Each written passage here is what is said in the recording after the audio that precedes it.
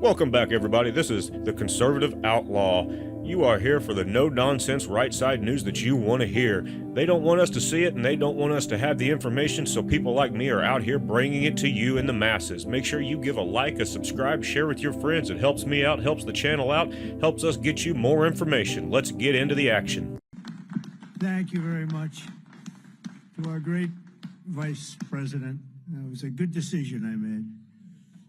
This morning on these hallowed grounds where generations of American heroes rest in eternal glory, we gather to fulfill the sacred duty of every free man and woman. On Veterans Day, we honor those who have worn the uniform, who have borne the battle, who have stood to watch and whose ranks have formed the mighty wall of flesh and blood, bravery and devotion that has defended our freedom for 250 years. Today, to every veteran, we love our veterans, we say the words too often left unsaid. Thank you for your service. Thank you very much.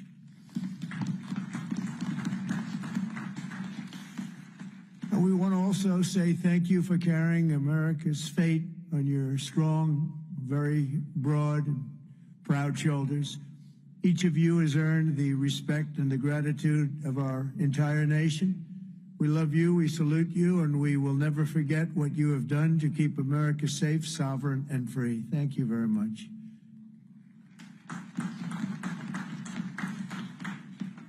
And we're also honored to be joined by a great man. He will go down as a great man someday.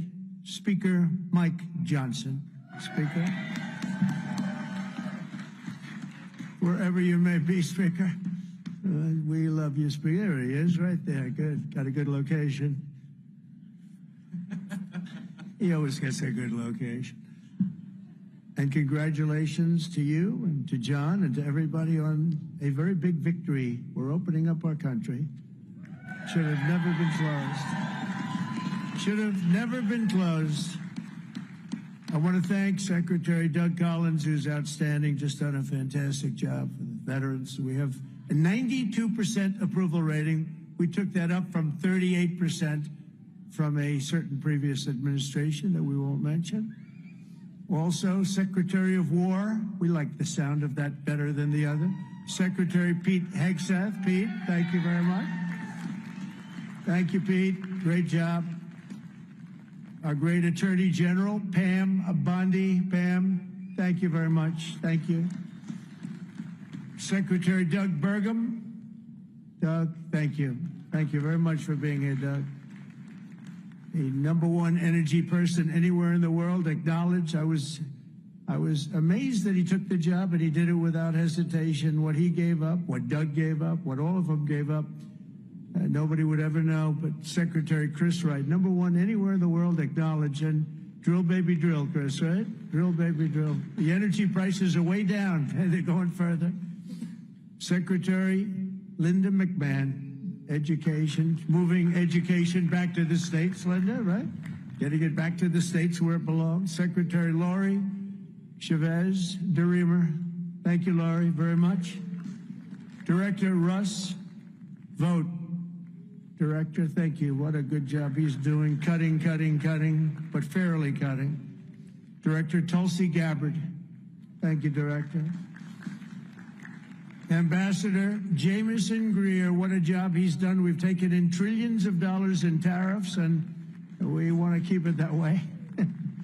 It's been good for our country, I can tell you, including national security. General Dan Kane. General, thank you. He's a real general.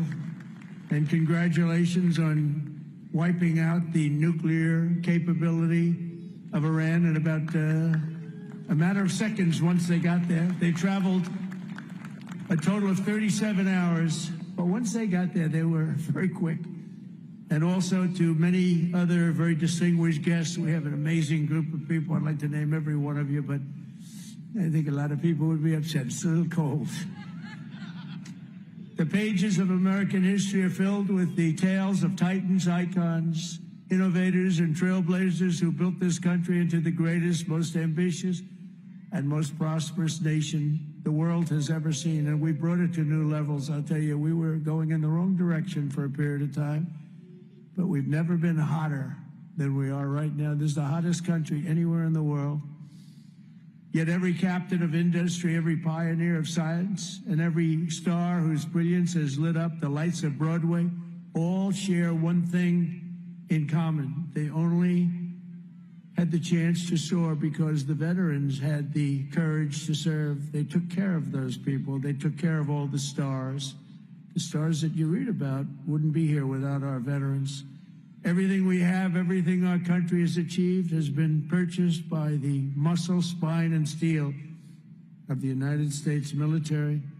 We owe it all to the fierce and noble men and women of the Army, the Navy, the Air Force, Space Force, Coast Guard, and the United States Marines.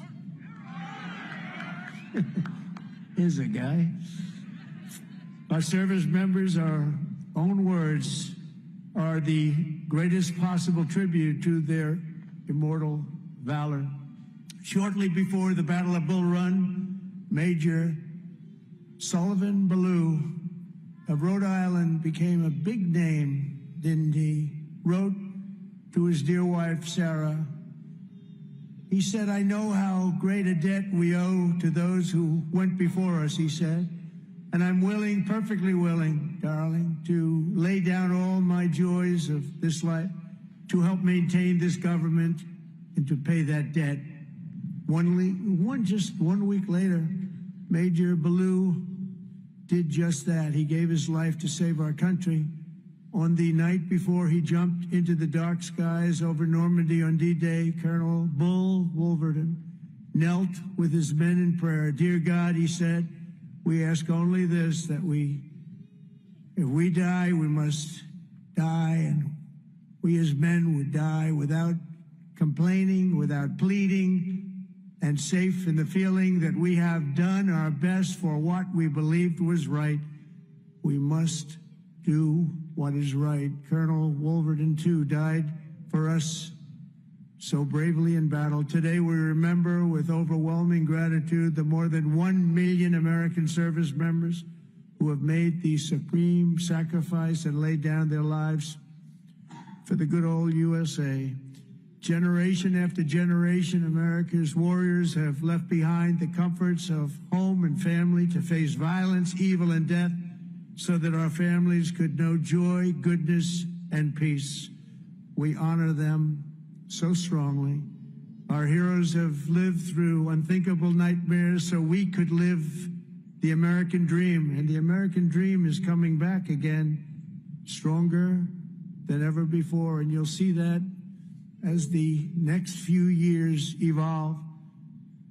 They have volunteered to give their last breaths to all of us so that we could breathe free.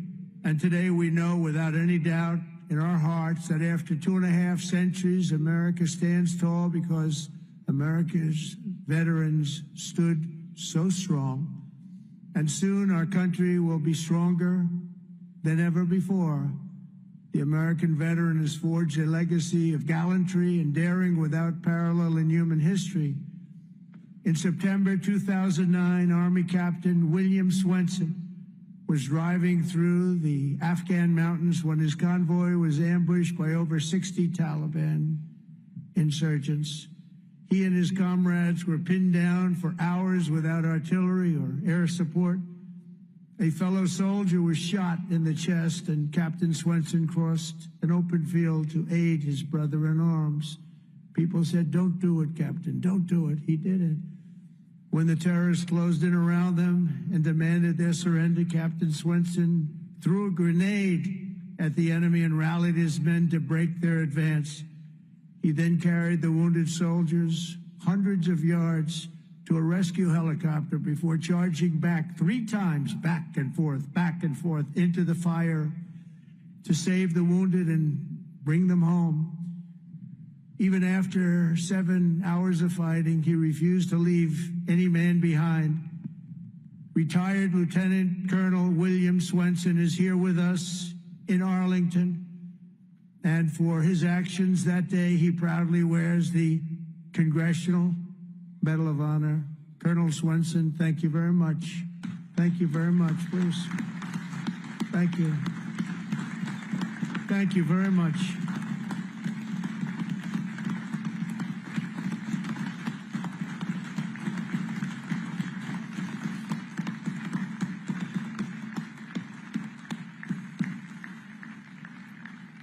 The ultimate honor. Thank you. Another person who shows the Medal of the American Veteran is Dale Stovall. As an Air Force helicopter pilot in Vietnam, Captain Stovall was assigned to rescue a downed American airman deep in hostile territory. Despite the extreme peril, Captain Stovall took off in his HH-53C helicopter and soon came under intense fire, forcing him to turn back. But the captain refused to abandon his mission. The next day, he willingly plunged back into the danger while taking fire from all directions. He didn't have a chance, he felt, but he said, I got to do it.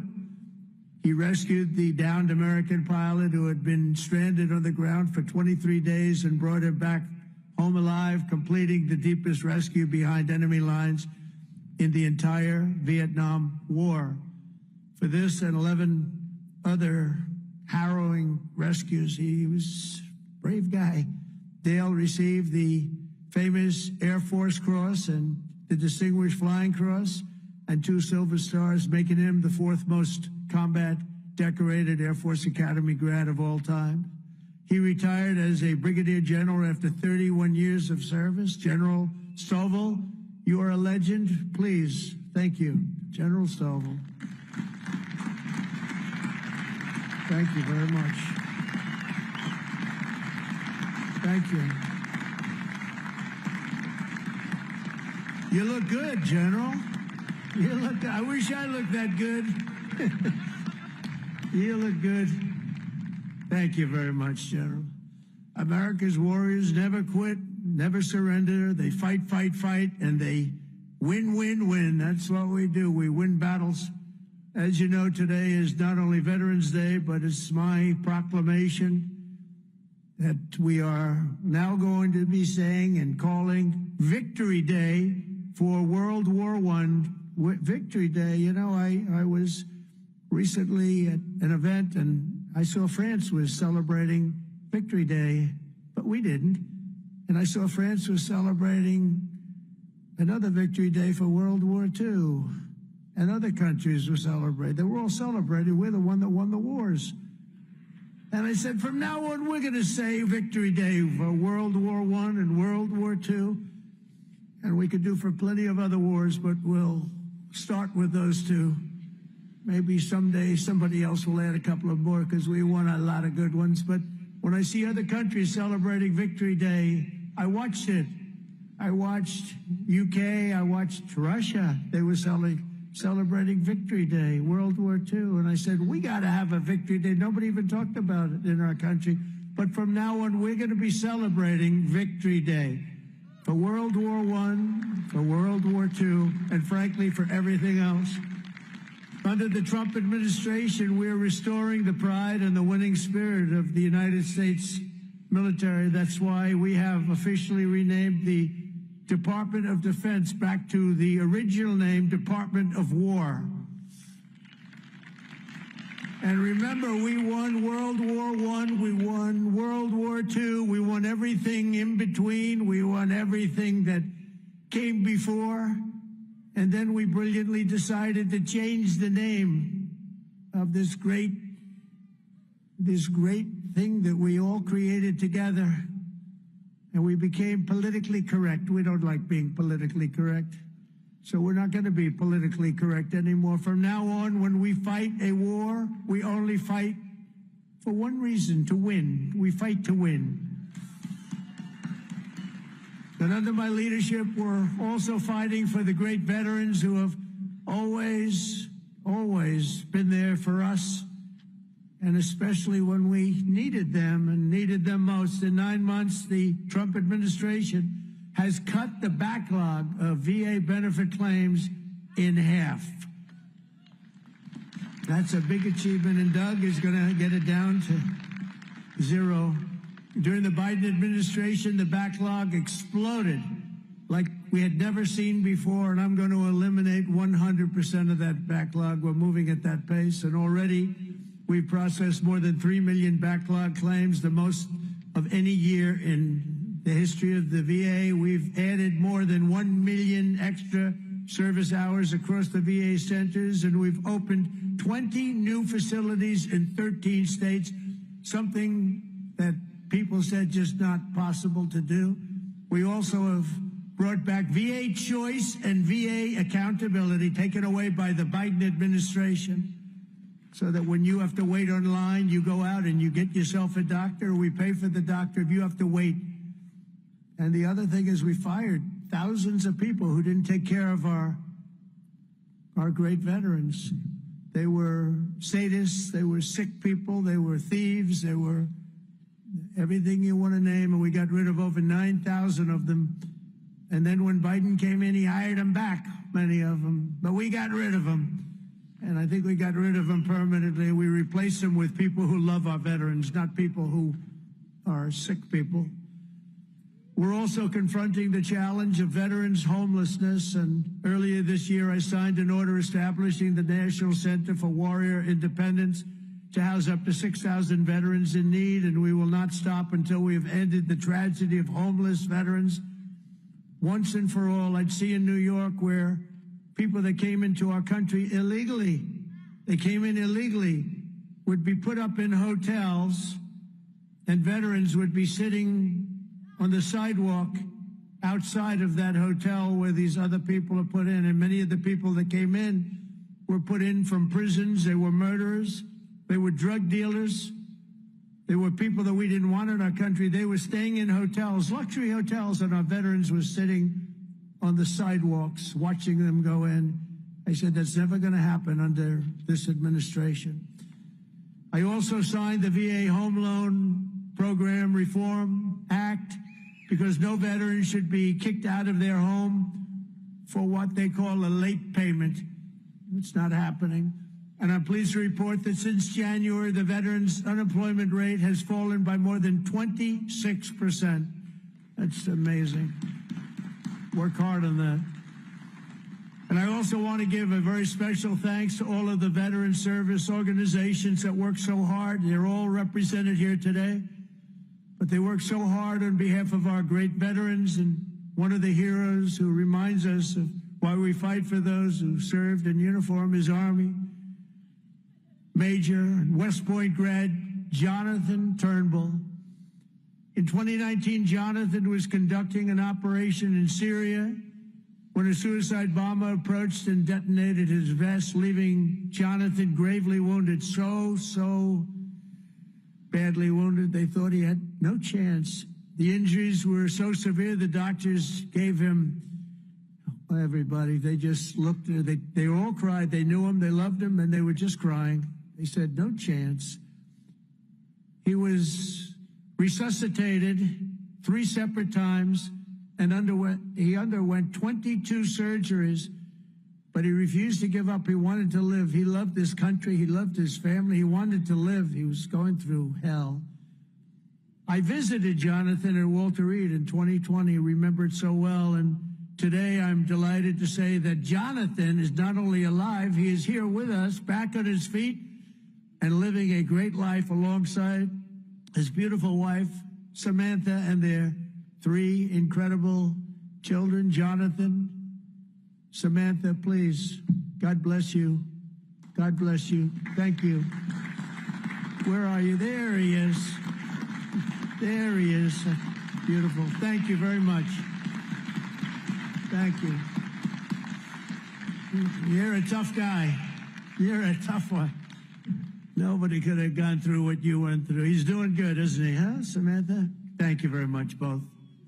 And in conclusion, from the very beginning of our country, our great American flag has always been shielded and protected by a special cast of citizens who has stepped forward to safeguard liberty's cause. When danger came, when duty called, when Almighty God asked, who had the will and the strength to defend the land of the free. Each and every American veteran stood up and said, "Here I am, send me, here I am." They've come from every corner of this nation, from the cornfields of Iowa to the hills and valleys of California, from the steel towns of Pennsylvania to the vast plains of Texas, from the banks of the mighty Mississippi to the 5 boroughs of New York City. With selfless commitment and unyielding conviction, they made themselves America's ramparts and became the shield between our homeland and those who would do us harm. With everything they had, they did one thing above all else. They put America first. On the decks of destroyers, beneath the thunder of cannon fire, in the cockpits of our beautiful B-2 bombers. Aren't they beautiful now? We respect them so much. What a job they did.